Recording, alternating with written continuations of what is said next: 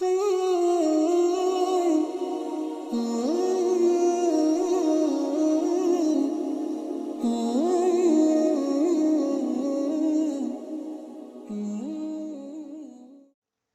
mumpung haram boleh jajahi masalah sholawat. Kalau umumnya kiai itu umumnya ulama atau umumnya siapa saja, orang baca sholawat itu kan karena fadilahnya sholawat. Tentu fadilahnya sholawat itu luar biasa ya. Siapa yang baca sholawat ke Rasulullah 1, maka Allah membalasnya memberi dia sholawat berapa? 10 ya. Banyaklah tentang fadilah sholawat. Oke, itu fadilah yang ada di beberapa hadis. Tapi sebetulnya ada filosofi teologis ya, filosofi akidah yang kita tidak bisa mengaplikan itu, dan itu luar biasa. Saya pernah matur ini pas acara hallnya Ki Hamid Pasuruan abahnya, bulan yang disuruh ngisi saya, karena penambah sama saya. Dalam sarah kitab Ihya, namanya kitab Hafuz Sadat Al-Muttaqin. Sekarang sama tak bedai, Nabi itu diutus setelah Nabi siapa? Tidak jawab saja. Isa itu dituhankan apa enggak? Dituhankan. Karena umatnya over mencintai sampai dianggap Tuhan. Lalu oleh orang Yahudi, Isa itu dianggap problem apa Tuhan? Problem sampai dianggap anak jadah, anak zina. Sampai orang Yahudi niat membunuh. Jadi yang Nasrani berlebihan mendewakan Isa sampai dianggap anak Tuhan, sehingga Yahudi sangat membenci Isa karena dianggap anak zina. Rasulullah jadi nabi itu setelah Nabi siapa? Isa. Tentu kata Rasulullah zaman sugeng, la tutruni kama atrotin nasor. Kamu jangan berlebihan memuja saya kayak berlebihannya orang. Tapi kamu juga jangan melecehkan saya kayak yang dilakukan orang Yahudi melecehkan Nabi Isa. Apa pilihannya? Ini kata kitab Ithaf, tidak kata saya. Sarahnya Ihya yang dikarang oleh Sayyid Murtadha Az-Zabidi.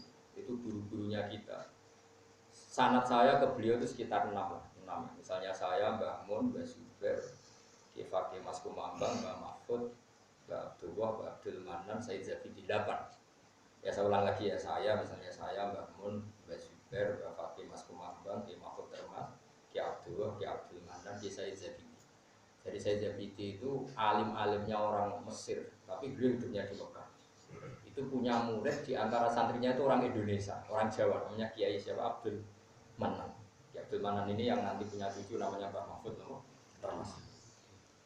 Itu muridnya Sayyid Zabidi. Jadi kudunya orang Indonesia itu alim kabeh. Masuk orang Jogja, ke alim yo haram. Gurunya Mbah Zubair itu ada yang orang Jogja, namanya Syekh Muhammad Bakir Jogja. Jadi Saya Yasin bin Isa Al-Fadani yang terkenal itu muridnya orang Jogja.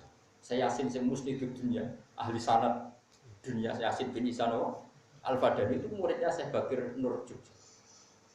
Tentu ya Jogja sendiri nanti muridnya orang Pantura. Termasuk sebagian yang muridnya buyut-buyut saya. Karena buyut saya juga termasuk sepuh. Buyut-buyut saya yang kudus itu termasuk sepuh. Itu cerita begini. Saya ulang lagi ya. Berarti Rasulullah itu diutus setelah siapa? Isa. Isa itu oleh Nasrani dilebihkan sampai jadi anak Tuhan atau Tuhan. Yahudi melecehkan Isa sampai niat bunuh karena anggapan apa? Kata Sayyid Zabidi gini, wa barokatu sholawat. Sholawat ini akan menjaga umat ini ila yaumil qiyamah dan tidak akan salah memperlakukan nabinya. Saya ulang lagi ya. Sholawat ini akan menjaga hadil umatnya Rasulullah maksudnya. Dan ini akan menjaga tauhidnya ila yaumil qiyamah. Bukti kalau kita senang Nabi adalah kita baca sholawat. Baca sholawat bukti senang apa bukti melecehkan? Senang. Allahumma sholli ala sayyidina Muhammad. Ada yang langsung ala Muhammad. Nyual sayyidina itu wong nganggur lah. Terus kedua, posisi Tuhan jelas. Mana Tuhan, mana Muhammad. Allahumma adalah pemberi dan Muhammad apapun hebatnya adalah penerima. Wong alimin. Saya ulang lagi ya. Dengan mengatakan Allahumma sholli ala Muhammad, artinya Allah itu zat pemberi. Saya mohon ya Allah, Engkau pemberi. Berilah sholawat Engkau kepada Muhammad. Allah pemberi, Muhammad penerima. Jelas siapa Tuhan, siapa Nabi. Artinya mungkin enggak umatnya Nabi ini menuhankan Muhammad? Enggak, barokahnya sholawat. Paham ya? Yo bukti takdim, yo bukti tauhid. Jadi saya jadi itu sholawat yo baru kayak takdim dengan Rasulullah bahwa begitu beratnya Rasulullah mendapat sholawat dari Allah. Yo bukti tauhid nak Muhammad apapun hebatnya tidak akan yartaqi ila darajati rububiyah, dia tidak akan jadi Tuhan. Karena kita mengatakan ya Allah beri sholawat kepada Muhammad. Allah pemberi, Tuhan. Muhammad apapun hebatnya Rasulullah tetap yang di. Kowe tahu untuk ijazah sholawat ini? Nah iya lah, ora tau ngaji. Kena maca sholawat ngono kondang langsung wali. Si amatiran sithik-sithik sok wali sak omah. Ya mesti wali. Berarti anak wedok ya wali. Ngono kok ora ikhlas. Itu hebatnya ulama. Makanya saya itu enggak bisa enggak ikut ulama. Ulama itu beda cara pandang, malah geger berkon Nabi Sayyidina. Itu gak tradisi ulama, debat itu gak tradisi ulama. Jadi umat ini akan dijaga terus oleh sholawat. Yaitu karena tadi bukti kalau kita takdim baca sholawat. Bukti kalau kita proporsional siapa Tuhan, siapa Muhammad. Jelas kan? Allahumma ya Allah, berilah salmo, berilah sholawatmu kepada Muhammad. Mungkin enggak umat ini mendudukkan Muhammad sama dengan Allah? Mungkin enggak? Dengan segot seperti itu, redaksi seperti itu kan jelas siapa Tuhan, siapa Muhammad. Makanya kata Sayyid Zabidi, wa Rasulullah wa injalla qadru tetap muhtajun ila rahmati. Apapun hebatnya derajatnya seorang Muhammad Rasulullah, tetap dia butuh pada rahmatnya Allah. Itu singarang Sayyid putune Nabi, tapi beliau orang alim cara pandang seperti itu. Sehingga agama ini aman, tidak akan ngalami kayak Nasrani, juga gak akan ngalami kayak Yahudi. Ya. Makanya di sini tuh ulama ngendikan masyhur itu di Buddha. Dakmat da'at hunna sorofi nabi miwakum bimasi tamat khanfi wa takimi.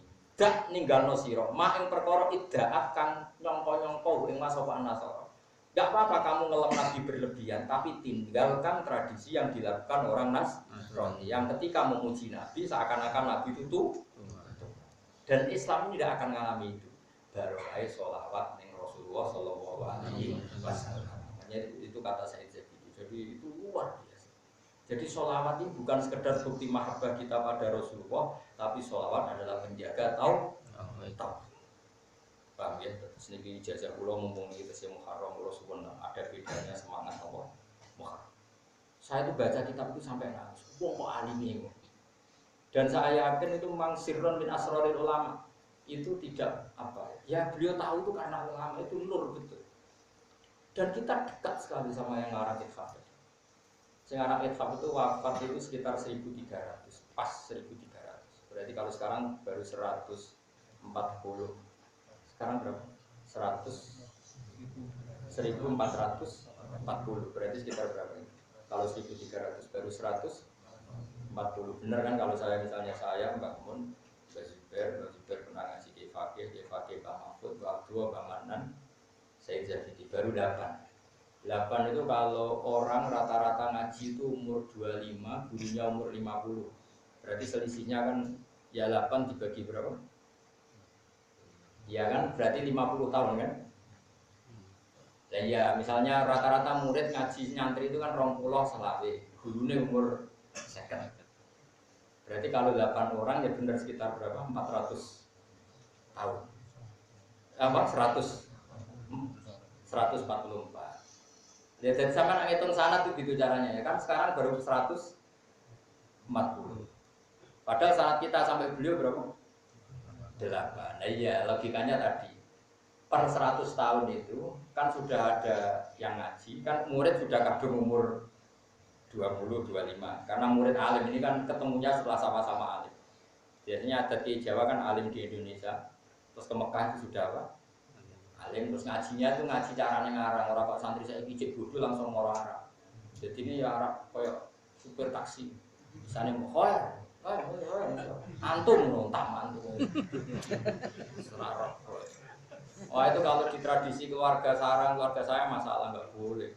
Harus alim di Jawa baru mondok ke Mekah. Anak alim di Jawa semua orang Mekah ketemu Arab supir gang wong Bengali wong Tinti mau yasar. Angger medhot ke bis dari apa?